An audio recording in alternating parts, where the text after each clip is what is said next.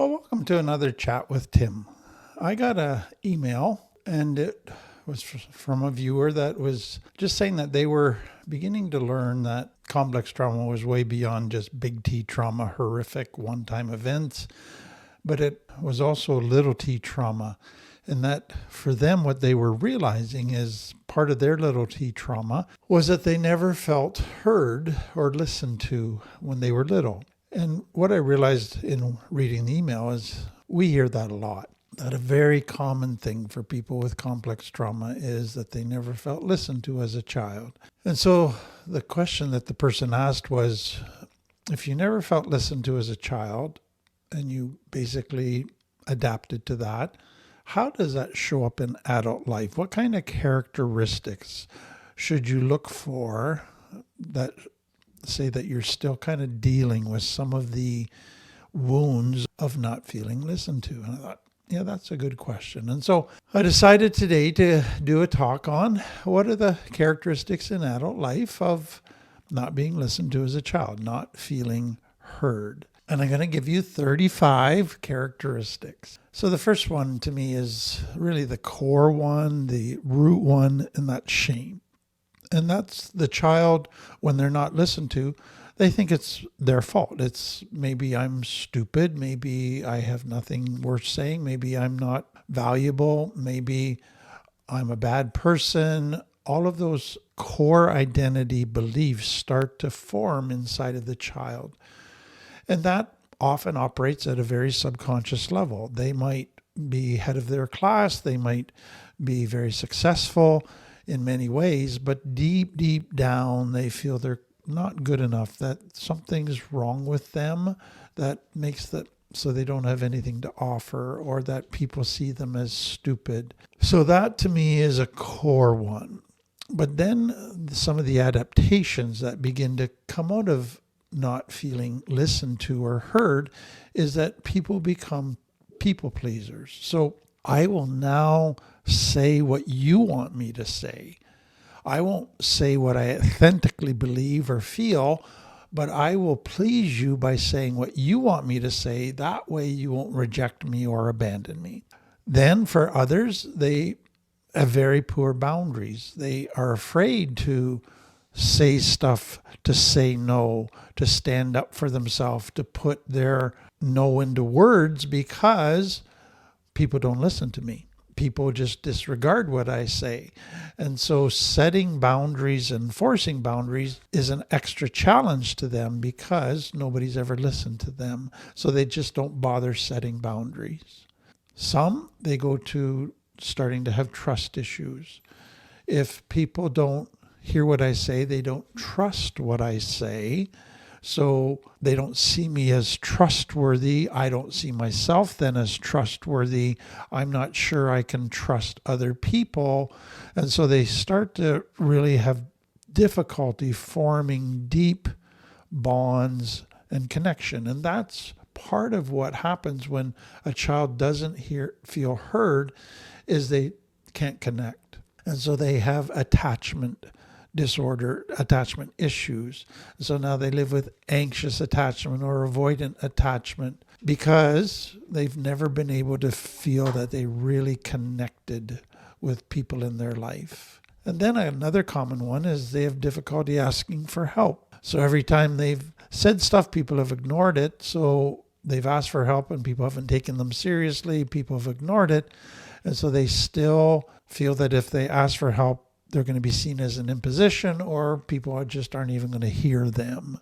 So don't even bother trying to ask for help. And so that then leads to always feeling like a burden, that you're just too much, that if you start to talk now, your friends are going to go back to, oh, I wish they'd shut up. They don't have anything worthwhile to say. They're just too much. And so underneath all of that is that shame belief that I'm just too much. I'm a burden. I'm an imposition to people. With that, they feel guilt if they express needs. So now if they speak, they feel guilty. If they express an opinion or express what they need or want, they start to feel guilty. Oh, I'm too much. People are going to reject me now. People are going to disregard it. So guilt becomes a common thing, but it's false guilt. And then when people ask them, what would you like? They freeze. Do I say something? Will it get disregarded? And so they don't know whether they should say something or not when people seem interested in what they want or what they need or what they think, because nobody's taken that seriously before, and now they don't know what to do. Others, when people say nice things to them, give them compliments, they're not sure what to do with that, because often much that has been done to them has been to put them down. They've always felt not good enough, stupid. So now when they get positive praise and compliments, they get suspicious or they don't know whether to take it seriously. That's all part of that deep shame messaging as well. Others go to perfectionism. So you're not going to listen to what I say, but maybe if I'm perfect in all of my behaviors and actions, then you'll look up to me and take me seriously. So they're driven to be perfect. I think what you're seeing is what will come out of this is very unhealthy relationship patterns. So you tend to be drawn to people who fill the template that you grew up with, that they either dismiss you, consider you as stupid, are emotionally unavailable, don't pay attention to you, are inattentive when you're talking.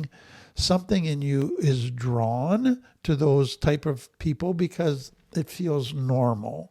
That's what you grew up with. And so it just repeats the wound, but you keep walking into it. It's one of those cycles in your life. Another thing that can happen for many people is if they never felt listened to, their brain went to, well, maybe I wasn't clear enough. Maybe I didn't explain it well enough. So now they over-explain everything. Or they go to qualifying everything. So maybe I was too dogmatic. Maybe I was too black and white. Maybe they would accept what I said if I made sure it was perfectly balanced, if it was said perfectly. So now they're qualifying it. Or now they hedge. Maybe it was just me. Maybe I'm a little too intense. So I need to just back off, and I need to not say things clearly or dogmatically because people won't believe me. So it really affects now how they communicate, from over communicating to under communicating to over qualifying to hedging everything. That begins to be patterns in their life, and that can be actually quite annoying to people, which then causes them to treat them like I don't even want to listen to them. So they end up creating the very thing that wounded them, that they hate, that they're trying to avoid. Some, they can't stand silence, because silence means that I might be losing connection with you. So I need to just talk all the time. I need to fill every gap, and I need to talk fast. Because if I take a break or a pause, you might interrupt me. You might step in and say stuff that feels like you're disregarding me. And so they become constantly needing to talk and talk fast to leave no gaps at all in conversation. Others find that the only time that they were listened to was as a child was when they were angry or crying. And so now, today, they operate off the belief that people only will take me seriously if I get super emotional. They won't take me seriously if I say it plainly, without emotion, in a regulated state. So they're prone to angry outbursts. They're prone to very emotional outbursts, because in their mind, that's the only way or only time they get listened to. And then others, they just totally shut down. So some over-talk, over-communicate, over-explain everything. Others, what's the point? Nobody listens to me. I'm just going to withdraw into silence. I'll give one-word answers if I give an answer at all, because people don't listen to me, so I'm not going to risk talking. So that can lead to people that become very emotionally shut down as well, or that dysregulated emotionally. I'm only heard when I'm dysregulated. So they basically feel quite disconnected from their emotions. So when you weren't listened to as a child, that was painful. That said you didn't matter, that you were stupid. And so they shut down the emotions around that. If I'm not listened to, that hurts, that feels like rejection, that feels like disrespect. That's very painful. So let's just disconnect from emotions. And so that emotional disconnection is very common. Or I get very dysregulated. The slightest little thing and I am crying, I am angry, I feel disrespected, and I let everybody know. Another common thing for people that never felt listened to is they struggle with anxiety and depression because I have to say something. What are people going to think? Are they going to think I'm stupid? Are they going to disregard me? Are they going to make fun of me? Are they going to make comments? So a lot of anxiety around social settings, around talking to people. But then secondly, just depression that comes out of that deep shame that nobody values what I say. Nobody values me. People think I'm stupid. People think I have nothing worthwhile to offer. That's depressing. And so anxiety and depression become part of what they have to deal with. And then there's just, because of that lack of connection, that I couldn't connect with anybody because I couldn't connect authentically because nobody listened to what I say or heard me. So there's just a hollowness, an emptiness. Something's missing. I don't belong anywhere. I don't feel like I fit in anywhere. And there's just this, I feel very alone. But yet being alone is exhausting. And so that is an emptiness in the core of them becomes part of this. And then when people start to show interest in you, so you get around safe people, they start to ask questions. They want to know about you. They want to know what you think about stuff. You have trouble trusting that they mean it. You have trouble trusting that they're really sincere because nobody's ever shown an interest in you before. And so what can happen with that is you might share your ideas and your thoughts, but then you downplay them because you're pretty sure as soon as people hear them, they're going to downplay them. So you go, I think this, but yeah, it might be kind of stupid. And you do kind of self-denigrating type of things afterwards that almost undermine what you just shared as being anything worthwhile. And then for some, because they weren't taken seriously, they weren't listened to, they turn to being the class clown. So people don't take what I say seriously, so I'll just be funny all the time. I'll get people laughing. That's where I'll find acceptance. Or I will become an invisible child. I'll never talk. I'll never make demands. Or I will become a high accomplishing child, but I won't talk. I'll just accomplish through actions in sports, in music, whatever. So children adopt different roles to compensate for not feeling heard. They just perform well in other areas. Some go to oversharing now in adult life if they find a safe person who asks them to talk about themselves. They ask questions about their interests, their beliefs, all of that. They now go, oh, somebody's listening. And they overshare. And the other person goes, okay, I didn't ask for the whole truckload. I just asked a couple questions. But they don't know how to stop. Now, once they kind of open the dam a little bit, it just comes gushing out. Another common characteristic is for a person that never felt listened to is that now in adult life, they'd rather be the listener where they're listening to other people talk than to be the sharer. So they tend to go into relationships and they ask questions and they listen really well, but they don't like sharing. And so it almost sets relationships up with a bit of an imbalance from the start. And then as the relationship progresses, you start to feel like, well, they never care about what I say. And it feels like a repeat of the old wound, but it's, no, you set it up where you never talked about what you think or feel. You only asked them. You set up dynamics that actually continue the wound that you hate and you're trying to avoid. Another one is that deep down in your subconscious, you expect people to invalidate you, even safe people. You expect that when you share, they might not say anything, but you expect that deep inside of them in their brains, they're going, oh, that was stupid, and kind of doing an internal eye roll. That's just part of that whole shame belief that came out of that. Another one is a child that was never listened to. They almost start to gaslight themselves. They doubt their own perceptions. They doubt their own thoughts. They doubt their own thinking. And so now they even doubt their own memories of events. They doubt their own interpretation of events. They still are gaslighting themselves. And then many have a high tolerance in social settings and relationships for being talked over, interrupted, dismissed by friends and people. They don't like it, but it's almost like they aren't surprised by it. They're expecting it. They're normal to be talked over, interrupted, contradicted, corrected. Many apologize almost reflexively. So they share their opinion and then kind of apologize for it. If there's a bit of a controversial topic, they'll share their opinion and kind of apologize. If they express a need, they kind of apologize for being an inconvenience.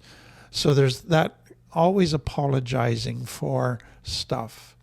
And then they avoid conflict. They hate conflict. They hate being in situations where they're going to express how they feel and have somebody challenge it, contradict it, fight against it. And so conflict is just something to be avoided at all costs. If they're upset, they would rather just pout and hope that others notice it and then comment on it, rather than assert themselves and say, I'm upset and here's why. And then, depending who they're with, affects their whole internal world about how they're feeling about themselves. So if they're with somebody that's very warm and accepting, they feel very good about themselves. If they feel with somebody that's dismissive and critical and a bit disrespectful, they feel really down on themselves. So what happens when your voice wasn't listened to as a child is your whole self-identity shifts based on who you're with. You learn how to shape yourself to suit others, to get them to hopefully like you. But it's your self-identity that takes the brunt of who you're with. It's not stable. It's not independent of others. It's dependent on others. And then another common characteristics of people who weren't listened to is today they rehearse conversations in their head. They spend a lot of time preparing what they're going to say to make sure they've got it all nuanced out. And some of that can be very healthy, but some of that can be just obsessive because they want to say what they're going to say perfectly so they have the least chance of it being rejected. And then when they are listened to, so they share a little bit and somebody they can tell is actually hearing them, it triggers them. For some, it's a huge relief. Somebody finally hears me, but for others, it's panic. Now what? I've never been listened to before. Oh, are they going to go away? And are they going to then judge me? Or are they going to ask me more questions? It creates a panic inside of them. And then others, it triggers their shame.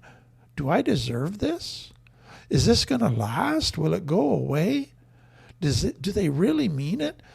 Do they now expect something from me? All of those things are now being triggered because somebody's actually listening to them. So be aware of that. The final one for many people is when you were never listened to, basically you lived in a complex trauma environment. You never felt safe to be authentic, to share yourself. So you're always on guard. And so that can take its toll on your nervous system, on your body. And so you can deal with chronic pain, tense muscles, teeth grinding because of the extra stress in your system. And so those can carry on in life and those can get activated when you're in stressful times. So 35 characteristics of people who were never listened to as children or never felt listened to or heard. So what do you do about it? So we've talked kind of all about healing complex trauma in other videos, but let me just give you two things. Number one, I want you to realize the core issue is the shame. So you got to heal the shame that comes out of that. So again, take our course. We deal extensively with this. See a therapist, but begin working on not just healing, not being listened to, but all of the complex trauma that came out of that, all the shame that came out of that. And then find safe people where you can begin to gradually become more authentic. Express yourself, share your needs, share your opinions. And as you do that with safe people, you will find out, okay, this is good. This is what I've always wanted. And you can begin to grow. So accept that it's going to be a process of growing. It's going to take time. But you can only do it with safe people and as you're working on the other issues. Well, again, I hope that's helpful to you. If it is, please like, subscribe, share, comment. We really appreciate it. Have a great day. Until next time.